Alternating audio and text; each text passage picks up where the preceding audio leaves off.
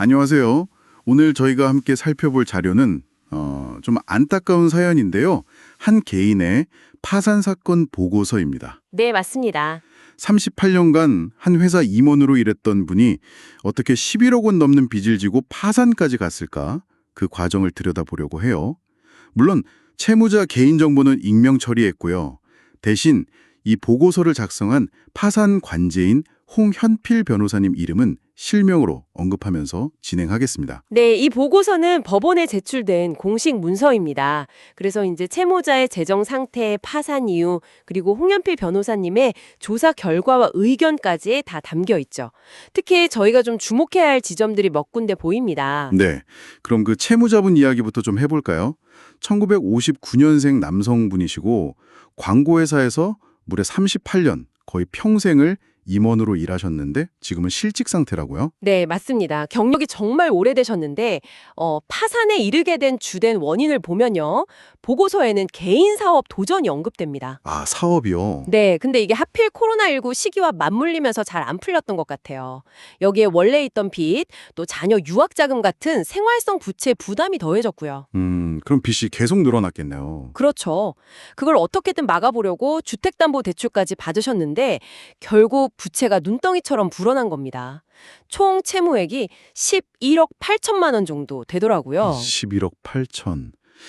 와, 은퇴를 앞둔 시점에서는 정말 감당하기 힘든 액수네요. 네, 엄청난 부담이죠. 근데 이전에 어떻게든 좀 상황을 개선해 보려는 노력도 있으셨다고요? 아, 네. 2023년 8월에요. 개인 회생을 신청해서 개시 결정까지 받으셨어요. 개인 회생이라면 빚을 좀 나눠 갚는 제도잖아요. 맞습니다.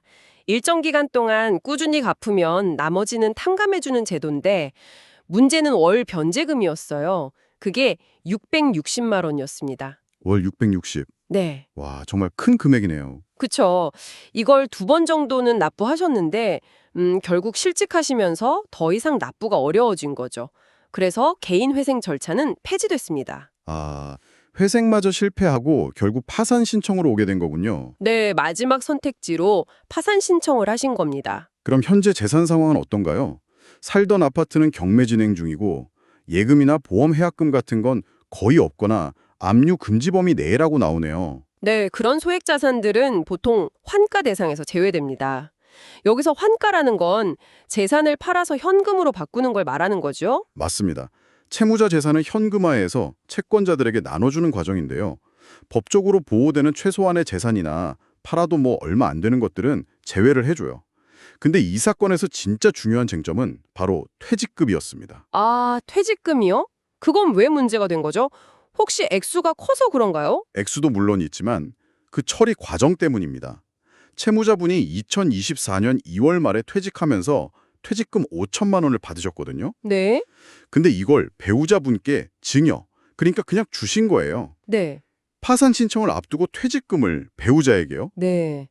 이게 이제 홍영필 변호사님 조사 과정에서 밝혀진 거죠. 파산 절차에서는 채권자들에게 나눠줘야 할 재산을 함부로 처분하면 안 되거든요. 이런 행위를 부인권 행사 대상이라고 하는데 쉽게 말해 재산을 빼돌린 걸 다시 찾아올 수 있다는 겁니다. 아, 그럼 그 퇴직금 5천만 원은 어떻게 됐습니까? 다 회수했나요? 파산 관제인인 홍현필 변호사님이 이 부분을 확인하고 그 돈을 다시 파산 재단, 즉 채권자 배당금 모으는 곳으로 가져오려고 하신 거죠.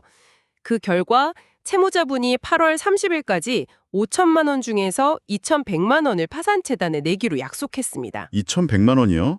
전부는 아니지만 그래도 상당 부분을 회수하기로 했군요. 이걸 이행확약이라고 부르는 거고요. 네, 맞습니다. 법적으로 약속을 한 거죠. 그렇군요. 들어보니 파산관제인, 즉 홍현필 변호사님의 역할이 정말 결정적이네요. 단순히 서류만 보는 게 아니라 숨겨진 재산 찾아나고 또 채권자들 권리 보호하고. 네, 아주 중요합니다. 재산 조사하고 환수하는 것뿐만 아니라 이 채무자가 과연 빚을 탕감받을 자격, 즉 면책 자격이 있는지도 판단해서 법원에 의견을 내야 하거든요. 면책. 그게 최종적으로 빚을 안 갚아도 된다고 결정해 주는 거잖아요. 그렇죠. 일종의 채무 졸업장 같은 건데 홍현필 변호사님은 현재 이 면책에 대한 의견은 보류하고 계세요. 보류요. 그럼 아직 결정이 안 났다는 거네요. 왜죠? 네. 아직 좀 더 살펴볼 게 있다는 의미일 수 있습니다. 뭐 예를 들어 퇴직금 관련해서 약속한 돈을 실제로 내는지 지켜볼 수도 있고요. 그래서 일단은 채권자들이 나도 이분한테 돈 받을 거 있다고 신고하고 그걸 확인하는 절차, 채권 조사기일을 열어달라고 법원에 신청해 놓은 상태입니다. 아, 그러니까 아직 절차가 다 끝난 게 아니군요. 네, 아직 진행 중인 사건입니다. 네. 오늘 당신이 보내주신 한 개인의 파산 보고서를 통해서 참 긴 경력에도 불구하고 사업 실패와 부채 증가, 또 개인 회생 실패를 겪으며 결국 파산에 이른 사연을 살펴봤습니다. 특히 배우자에게 증여했던 퇴직금 일부를 파산관제인 홍현필 변호사님의 노력으로 환수하게 된 점, 그리고 면책 여부는 아직 결정되지 않았다는 점이 핵심 포인트였죠. 네. 이 사례는 정말 한 개인의 불행을 넘어서 우리가 경제적으로 어려움을 겪을 때 마주할 수 있는 복잡한 법적, 재정적 문제들을 잘 보여주는 것 같습니다. 오늘 이야기를 들으면서 당신은 어쩌면 이런 생각을 하실 수도 있겠습니다. 평생 성실하게 일한 사람의 노후가 한순간의 실수나 불운으로 이렇게 무너져도 괜찮은 걸까? 그렇죠.